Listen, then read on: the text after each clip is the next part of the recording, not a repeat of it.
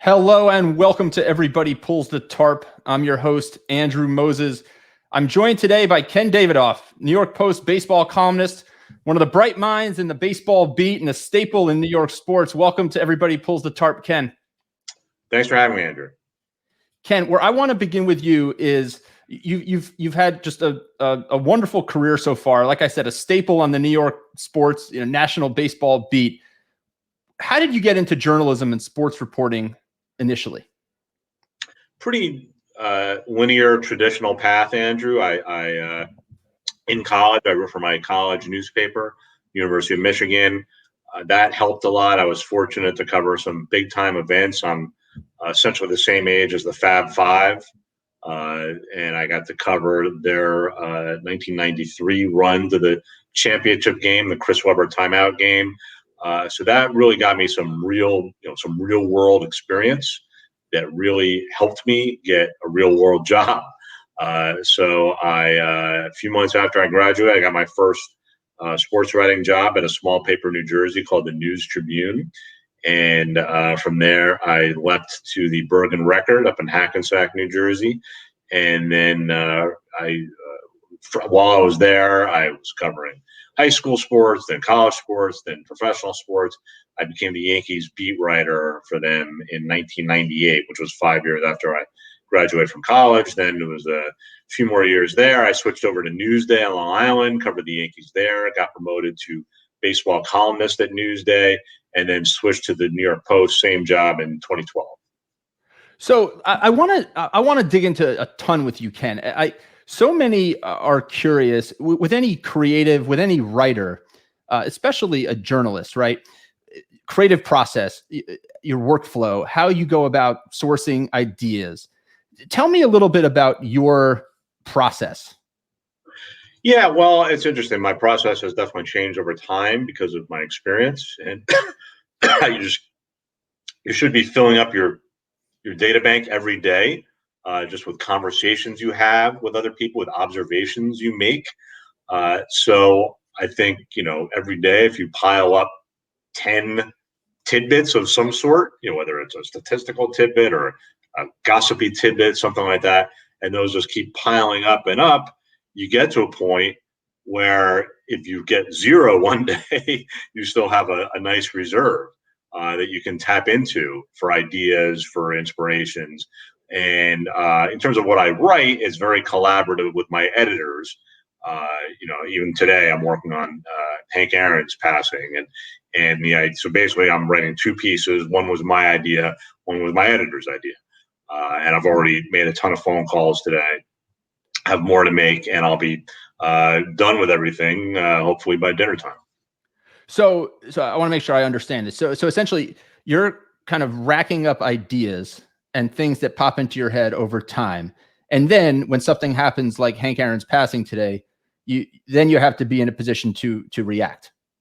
Yeah, and idea and relationships. I mean, this is running next week or down the road? Sure, running in the next couple of weeks. Yeah. I just didn't want to reveal any state secrets. So, I've already spoken today with Reggie Jackson, with Willie Randolph, about the impact that Hank Aaron had on their lives. I did a Zoom conference call that the Atlanta Braves held with their manager, Brian Snitker, with the legendary Chipper Jones, with Brian Jordan, their former player. And I have relationships with most of these people.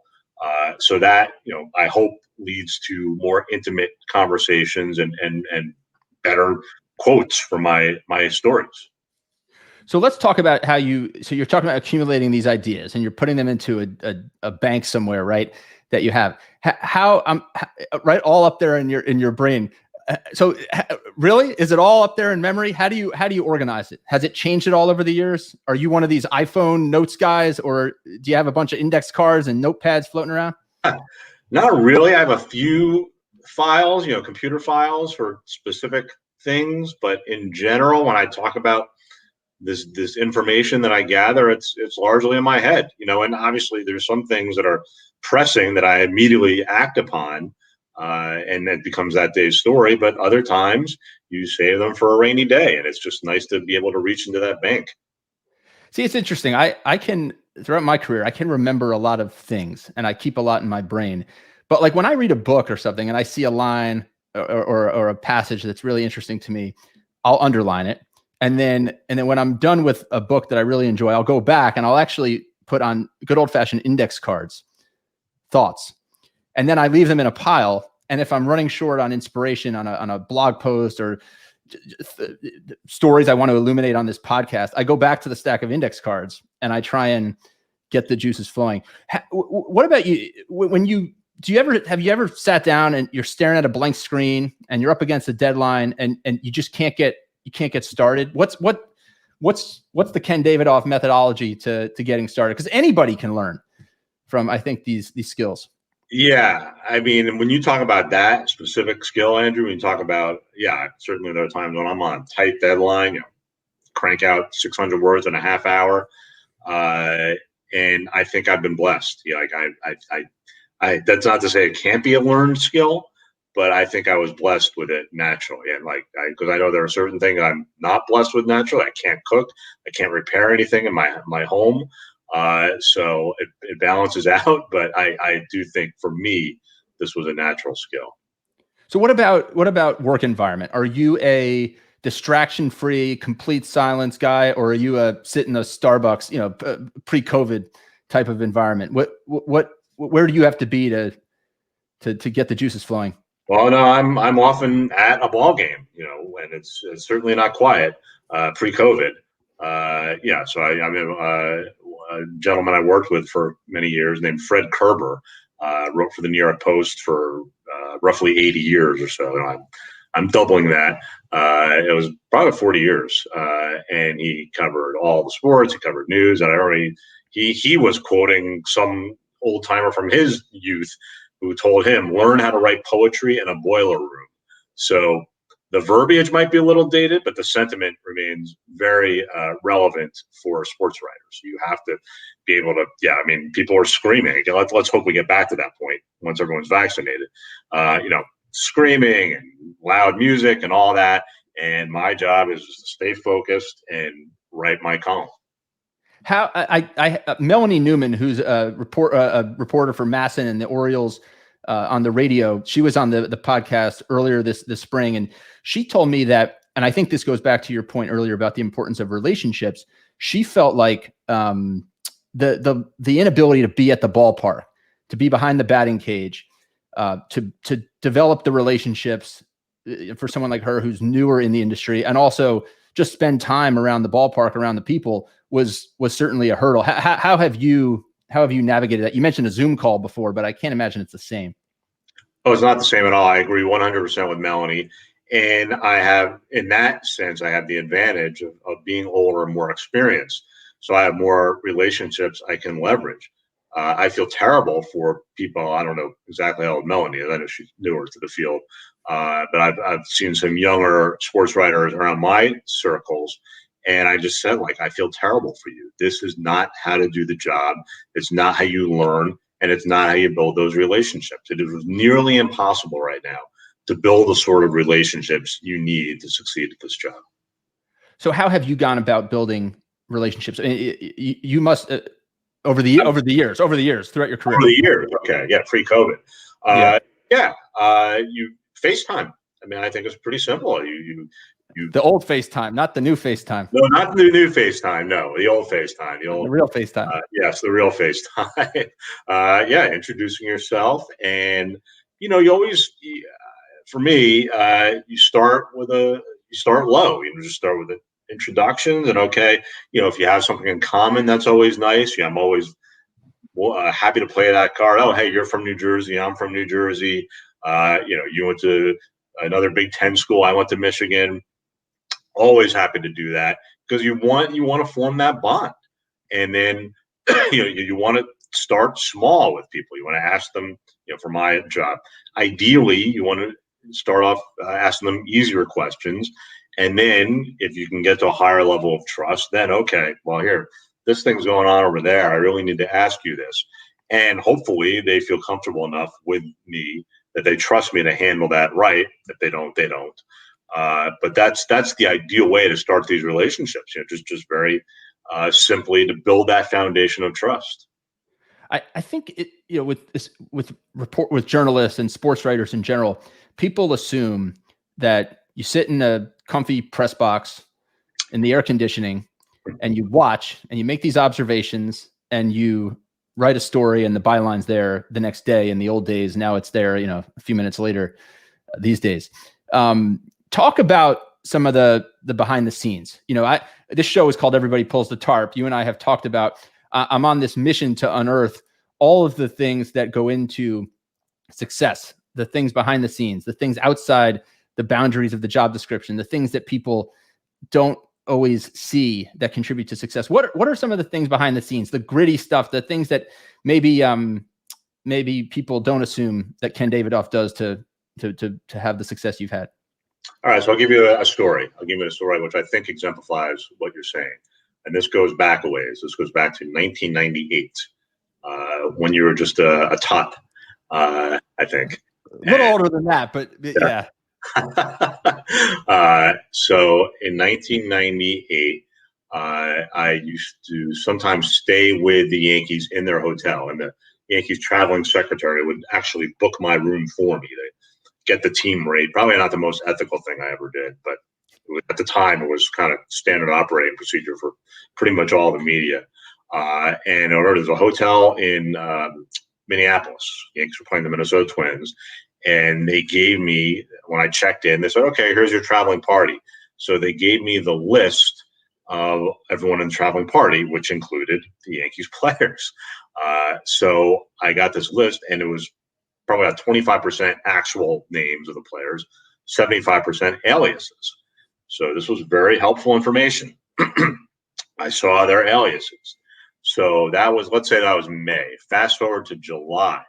Bernie Williams is rehabbing an injury. He's playing in Tampa for the Yankees minor league team, and he re-injures himself. And I said, you know what, just for the heck of it, I didn't have Bernie's cell number. I'm not 100% confident he had a cell phone in 1998. So let me just try. I suspected which hotel he was staying at. George Steinbrenner owned the hotel. So I'm going to try, and I thought I had figured out which alias was his. So I called the hotel. I said, I won't give away the alias. I'd like to speak to this name. And they said, hold on. And they connected me. He didn't pick up. It just kept ringing. I said, okay. I just kind of kept that piece of paper. And I said, all right, that's Bernie Williams' alias right there. Now, fast forward to November, he's a free agent. Huge story. Where is he going to sign? Is he going to go out to the Yankees? Is he going to sign with the Red Sox? And it got out that he was in Atlanta meeting with the Boston Red Sox. I don't know why it was Atlanta. It was Atlanta. I found out what hotel he was staying at. It was like an airport Marriott. Call the airport Marriott, ask for the alias. Bernie picks up. Hey, Bernie, Ken Davidoff here. Hey, man, what's going on? Hey, you just wanted to check in, about how your free agency is going. And I got an exclusive interview with Bernie Williams. And no one else got that. So that was a byproduct of months of careful, deliberate work to get to that point where I could kind of cash in on the work I had done on that. Well, you're almost like a detective. You're like part journalist, part detective, I guess you could say, right? You're taking information, you're stashing it away, you're doing things that, candidly, probably other peers of yours at the time maybe wouldn't have put the 2 + 2 = 4 together to say, hey, this might be useful to me, and they might not have had the guts to do it, to pursue that path. Very cool. Thank you. Very cool. It's these stories like brighten my day. I love uncovering these stories where people just go outside the boundaries of, the normal thinking or the way it's taught in school, right? Or what the job description says, and think about things that way. We've talked about the relationships with the players. We talked about that great exclusive with Bernie Williams. How have you ever had to deal with players, coaches, managers being critical of any of the work that you've done? Oh yeah, absolutely. Talk about that. That comes with the territory. Yeah. There's been a number of disagreements, and a few of them got a little uncomfortable, but I've never thrown a punch, nor had one thrown at me. But no, there's been some tension. I mean, Paul O'Neill comes to mind years ago, and I was definitely, I felt bad about. I had written a story that portrayed him negatively, and I said, Paul, the information was accurate, but I said I should have alerted you more precisely to what I was writing. I kind of asked him a vague question the day before, and he froze me out for a while. We talked things through. That was 2001, so we're good now for a very long time. Matt Harvey with the Mets, he was difficult, and we had difficult to watch as well. Yeah, we had some tense moments where he didn't like some stuff I had written. And there was a later occasion where I started to ask him a question. He cut me off, wouldn't answer my question, like in a group interview setting. But you got to roll with the punches. You just have to, as long as I'm true to myself and honor my own code, then I feel fine. Which I mentioned the O'Neill story. I was disappointed in myself that I didn't handle that better. Even though, again, the story held up under scrutiny, Paul deserved more of a forum to voice his thoughts on that. So I did apologize, and we eventually worked everything out. So you always felt confident that you were reporting the facts and that things were well sourced. But in that O'Neill instance, you're talking about maybe communication, transparency, relying on that relationship more to alert him to kind of where you're going with this thing. That's exactly right. Yeah, I had a story where essentially Joe Torre had a team meeting where he didn't mention O'Neill by name, but it was pretty evident that O'Neill was one of the main violators of just an on the field thing that was going on. Nothing too sexy, but and in retrospect, I did talk to Paul, but not as thoroughly as I should have, and he was very angry. And again, he had some. I think he probably wouldn't have been thrilled with me anyway if I had done it more correctly, but I was disappointed in myself, and but I did. Again, I apologized, and we, after about a month or two of tension, we talked it through, and we're on good terms now. How has, forgetting the COVID situation that we're in right now and how that's impacted every business in theory, how has journalism's obviously evolved a lot since you got into it. How has it changed, and how has it impacted the way you go about your business?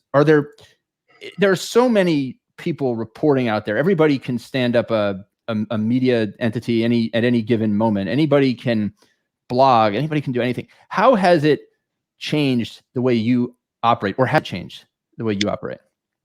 I wouldn't say it's changed the way I operate, except I feel like I have to defend my existence more, I guess, and explain to people more what it is, what I do, and why it's different than others.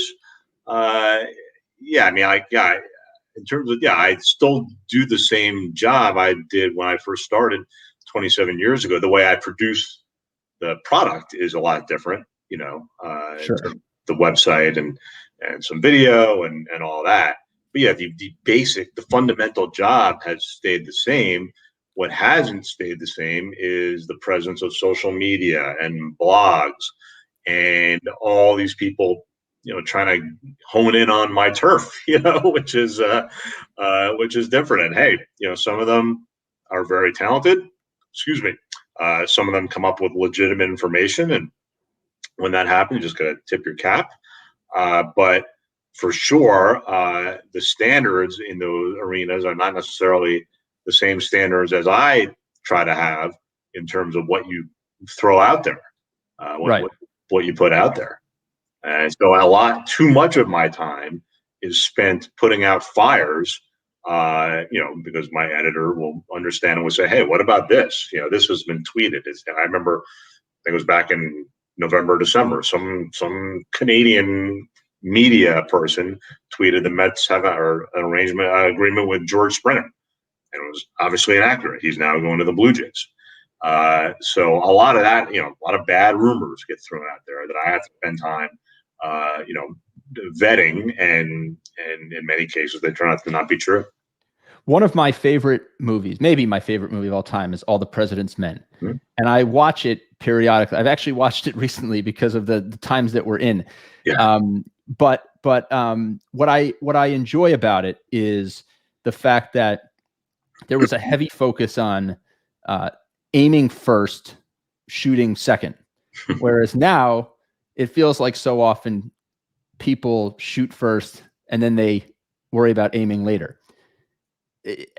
How do you stay true to the fact that, you know, when I read your stuff, Ken, I always learn something. There's always a new or novel thought. There's a source that you don't have anywhere else. How do you stay true to your way of going about the business in an evolving landscape like this?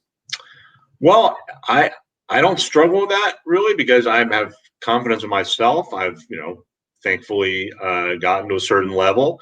I also am blessed to be backed by bosses who don't want me to shoot first and aim later. We want to be right, and yeah, we try to break news. I think we break our fair share, but I'd rather lead the league in hits than in at bats, if I can use a metaphor from the very sport I cover. So I'd rather I'd rather be right, more often than throw stuff out there more often and have too much of it turn out bad. It's so interesting, right? The difference between elite and average, right? I had the best-selling author, leadership guru, and whisperer to college football coaches everywhere on this show, John Gordon. And John Gordon shared a story with me. He said, Andrew, the difference between, and I think this may be actually from Bull Durham, and he's recycling it, but he said, Andrew, the difference between a 350 hitter in baseball and a 250 hitter in baseball is 1.4 hits per week. So you better find something to be a little bit better at than everybody else. But you don't have to be that much better at than everybody else. You have to be a little better each week than everybody else. What for you is that differentiator? That's a great question. Gosh, that's a tough question too. I think in terms of my actual job, I think my ability to analyze things statistically is pretty strong, and I think I can have a good read on a situation, on a player, on a transaction. So maybe that, if you're asking, essentially asking me to identify my primary separator. I'd have to go with that. So, Ken, I want to pivot a little bit. You've been around. I mean, you mentioned some great ball players, some Hall of Famers early in our discussion. You've been around so many great managers, coaches, players in New York and on the national beat. This show is, we talk a lot about success here, leadership, work ethic, teamwork. Who stands out that you've encountered in your career that on the field was just, an exceptional leader, teammate? Talk about that for a minute. One person who comes to mind is Joe Girardi. Now the Philadelphia Phillies manager, former Yankees manager. He didn't have the best bedside manner, but he's always working on it. He knows that's not his strength. But just in terms of running a game and preparation and readiness,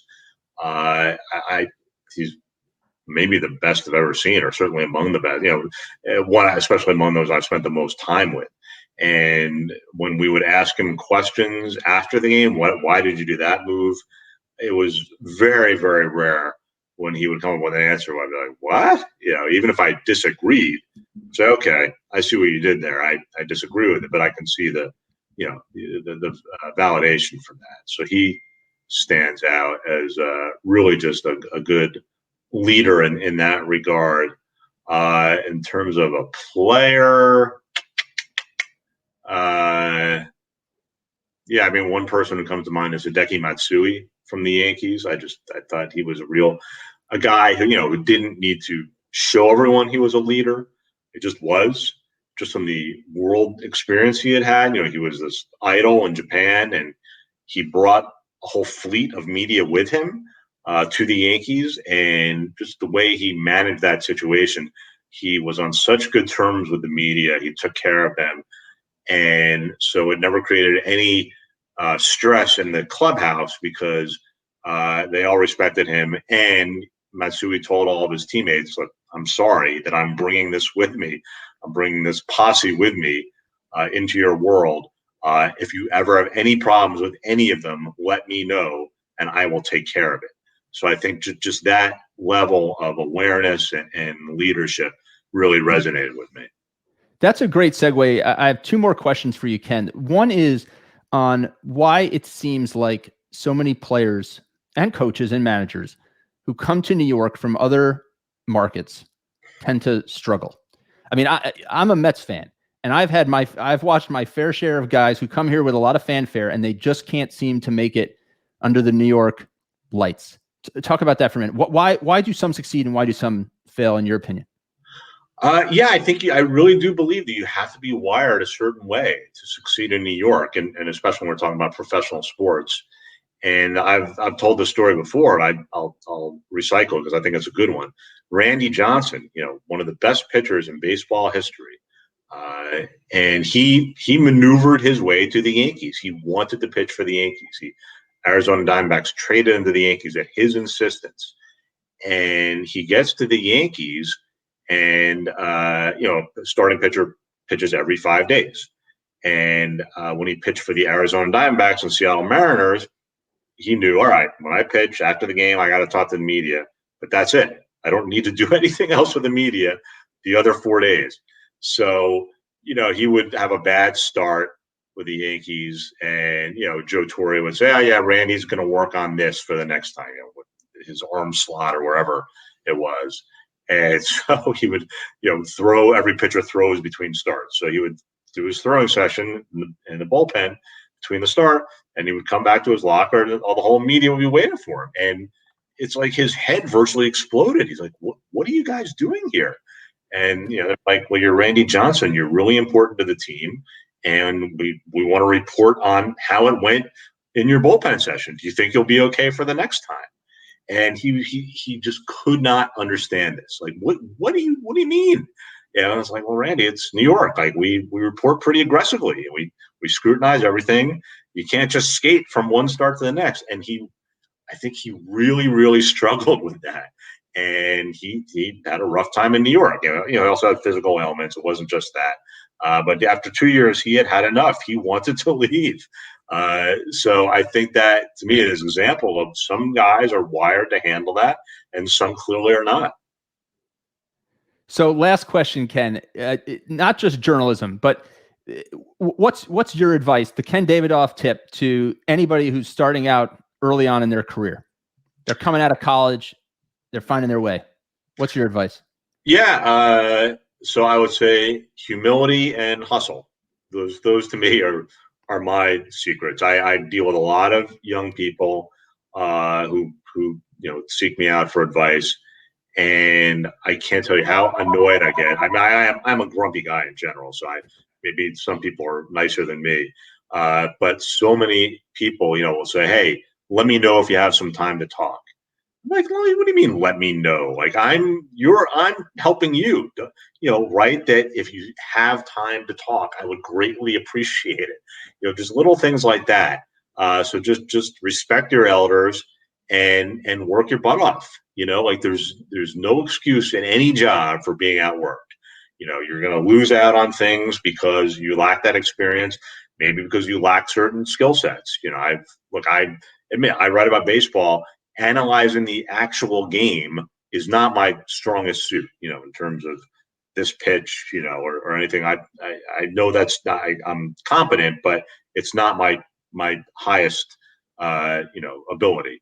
But you should never, you can't just shrug off laziness. Like, hard work has to be part of the equation. Humility and hustle. Ken, we'll end there. Thanks for spending a few minutes with Everybody Pulls the Tarp. Talk to you soon. All right. Thanks, Andrew.